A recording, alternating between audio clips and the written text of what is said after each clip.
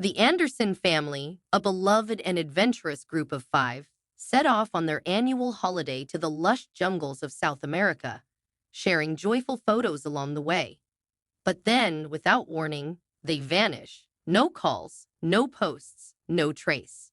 For 5 years, the mystery consumed everyone who knew them until one day Sophie Anderson, the youngest daughter, reappeared alone, disheveled, and carrying a story so shocking it would rewrite everything we thought we knew.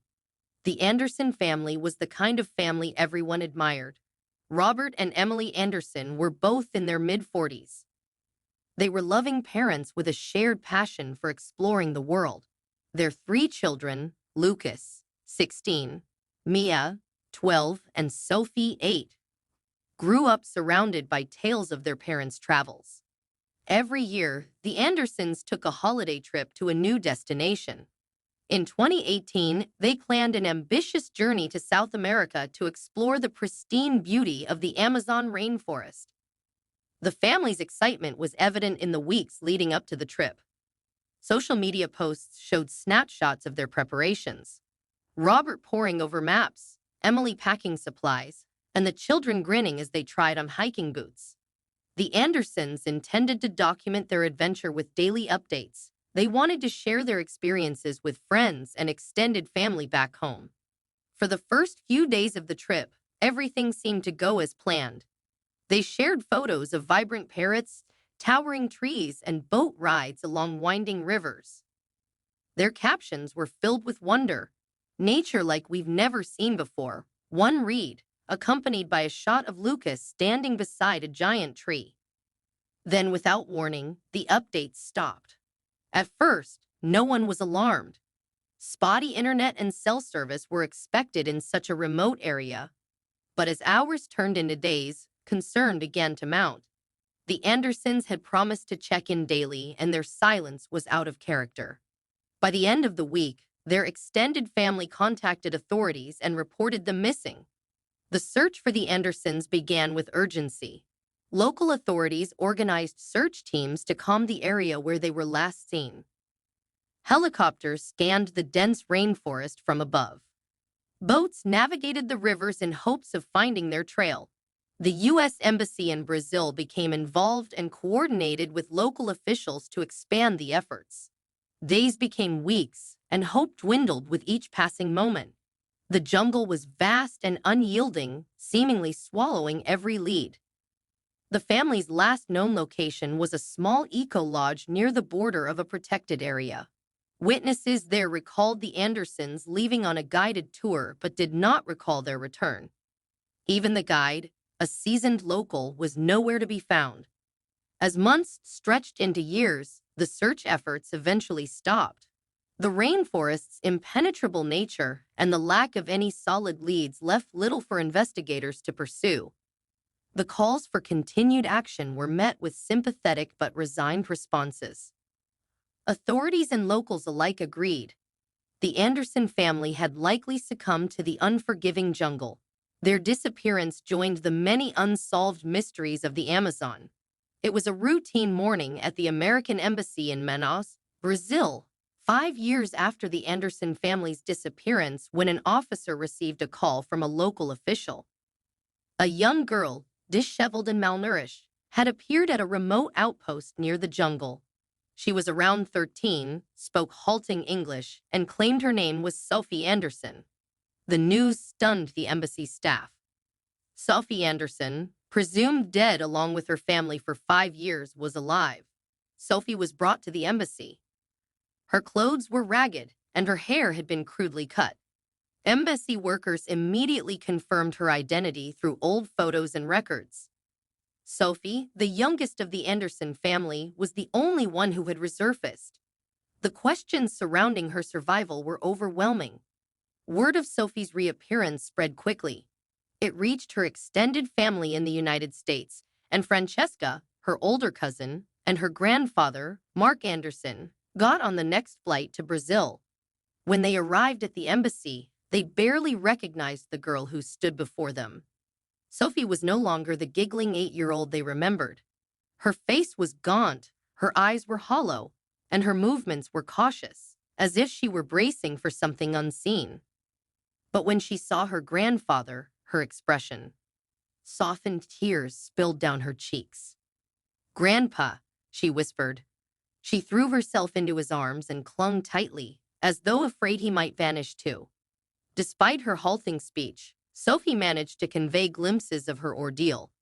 She mentioned strangers who had helped her and spoke of her family in vague terms, referring to them in the present tense. "They're still there, but sick," she said at one point. I came for help." Her words sent chills through Mark and Francesca. Could the rest of the Anderson family still be alive? If so, what condition were they in? And where had they been all these years? Sophie rested that night, but Mark and Francesca stayed up discussing what little they had learned.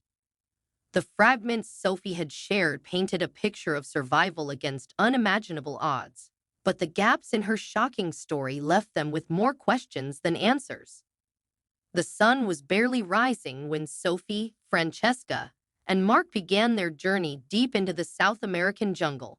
They set out from a small riverside village, accompanied by a local guide with a machete in hand. Sophie walked ahead of them, her steps assured, as if the dense, labyrinthine forest was an old friend. Francesca and Mark struggled to keep up. The thick humidity clung to their skin. Sophie, however, seemed unbothered. Her small frame moved effortlessly through the dense foliage. Her feet found invisible paths, as though she had traversed them countless times before. The deeper they went, the more they encountered signs of human struggle. Torn pieces of fabric dangled from low-hanging branches, and a rusted metal pot lay half-buried in the underbrush. Francesca picked it up. "This was theirs," she said quietly, glancing at Mark. "They were here." Sophie didn't respond. She seemed intent on leading them somewhere, though she hadn't yet said where. As they pressed on, the forest grew darker. The canopy above thickened until sunlight barely pierced through. The air felt heavier, and the sounds of wildlife were louder and more foreboding. By nightfall, they found a small clearing and set up camp. Mark tried to sleep, but his mind raced with questions. How had Sophie survived here for so long? What had happened to the rest of the family? Francesca was equally restless. At one point, Sophie stood abruptly and walked to the edge of the clearing. Francesca followed. Sophie's gaze was fixed on the darkness beyond. "We're close," she said. "They're waiting." As the first light of dawn pierced through the canopy, Sophie led Francesca, Mark, and their guide deeper into the jungle. The dense foliage gave way to a narrow trail that twisted and turned. Then, without warning, she stopped and pointed ahead. "There," she whispered. Francesca and Mark peered through the underbrush and saw a small village in a clearing. Simple huts made of woven leaves and wood stood in a circle around a communal fire pit. Smoke curled lazily into the sky. It was a place frozen in time, untouched by modern civilization. As they entered, villagers emerged from their huts. Sophie greeted them with gestures and words in an unfamiliar dialect. Her ease with the people astonished Francesca and Mark. The moment they saw the Anderson family, it was as if time stopped. Robert and Emily sat outside one of the huts. They were nearly unrecognizable. Thin and weathered, their skin bore the marks of hardship. Lucas and Mia were nearby. Their conditions were similar, fragile and weakened. The sight brought tears to Mark's eyes. "Emily? Robert?" he called out. Robert looked up, his eyes widening in disbelief. "Mark," he croaked. Francesca ran to embrace Mia and Lucas. The reunion was bittersweet. Joy mingled with the stark reality of their condition. Sophie stood nearby, watching silently as the family reconnected. As the initial shock subsided, Mark and Francesca began to take in their surroundings. The village was small and isolated. Its people lived off the land with remarkable ingenuity. They farmed modest plots of vegetables, fished in nearby streams, and foraged for medicinal herbs. Sophie explained in halting English that the villagers had found the Andersons lost and near death years ago and had taken them in, nursing them back to health. "They saved us," Robert said. We wouldn't have survived without them, but it was clear that the family's health had deteriorated. Mark noticed Robert struggling to breathe and Emily coughing persistently. Lucas and Mia looked pale and lethargic. The villagers, too, showed signs of illness. Sunken eyes, labored movements, and rashes on their skin. "What's happening here?" Francesca asked. Sophie explained that a mysterious sickness had spread through the village months ago. It affected everyone, including her family. The villagers had done their best to treat it with traditional remedies, but their isolation left them without access to modern medicine. "That's why I left," Sophie said softly. I had to find help." Mark's heart sank. It was clear that the situation was dire. The family's survival depended on immediate medical aid, but the village's remote location posed a significant challenge. He and Francesca discussed their options with the Andersons and the village elders, who were reluctant to expose their community to outsiders. "They're afraid," Emily said. "They've lived here for generations, hidden from the world. They don't trust what they don't know." The discussion continued late into the evening, with Sophie acting as a bridge between the two worlds. Her fluency in the villagers' language and her deep connection to their customs earned their trust. Eventually, the elders agreed to allow limited outside assistance. That evening, as the fire crackled and the jungle sounds grew louder in the darkness, Sophie sat with Francesca and Mark near one of the huts. Her family rested inside, too weak to join them. Francesca gently encouraged Sophie to share her story. We got lost," Sophie said simply. "The guide took us on a new path, one he said was shorter, but something went wrong. A storm came, the rivers swelled, the jungle closed in around us. The guide," Sophie explained, "had panicked.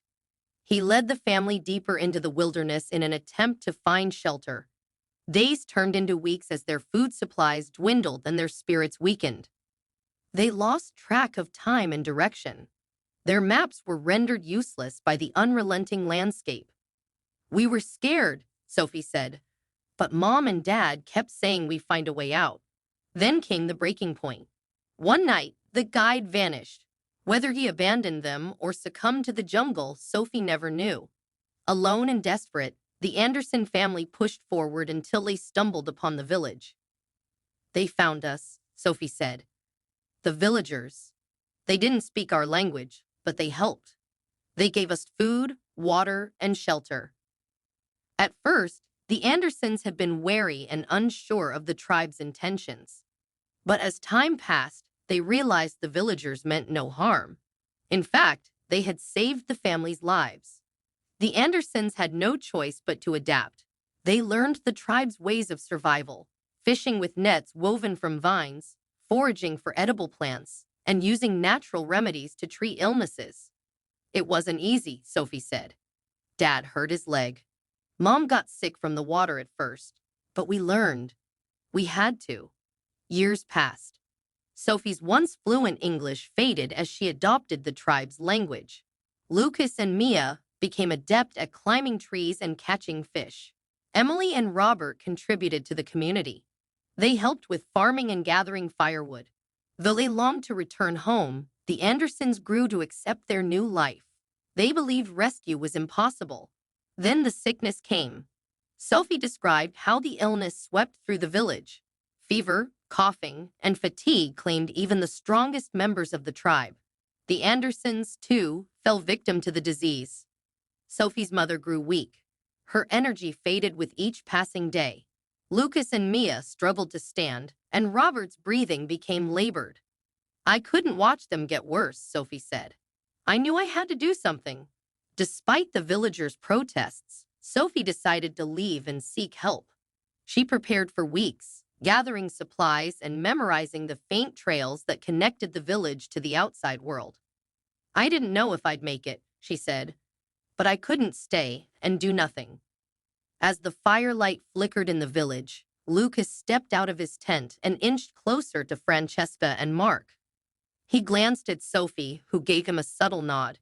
He took a deep breath, then spoke in a hushed tone. "There's something Sophie didn't tell you," Lucas said. "The illness, It's not natural. It's caused by something in the water. Francesca and Mark exchanged worried glances. Lucas paused, collecting his thoughts. While Sophie was looking for help, she found signs of mining upstream, he continued. There were men, machines, and barrels of chemicals near the river. They've been dumping waste into the water we drink and use every day. Sophie reached into her bag and pulled out a small object, a rusted metal tag with an unfamiliar logo. I found this near their site, she said. The river feeds into the village. It's poisoning everyone, our family, the villagers, even the land. In the days following the shocking revelation, Francesca and Mark acted swiftly. With the trust of the village elders, they contacted local authorities and international aid organizations to bring immediate medical assistance to the remote jungle community. Doctors arrived by helicopter. They brought vaccines, clean water supplies, and medicines to combat the illnesses that had ravaged the village. Mark spearheaded efforts to alert environmental watchdog groups about the illegal mining operations Sophie had uncovered. Photos of the rusted metal tag and the polluted river were sent to global media outlets. The story, framed as a harrowing tale of survival, quickly gained international traction. Environmental activists, human rights organizations, and journalists descended upon the region to shine a light on the devastating impact of exploitation in remote, vulnerable communities. In the end, Sophie's bravery and the Anderson family's survival became more than just a story. They became a call to action, proving that even in the darkest moments, courage and determination could illuminate a path forward for everyone.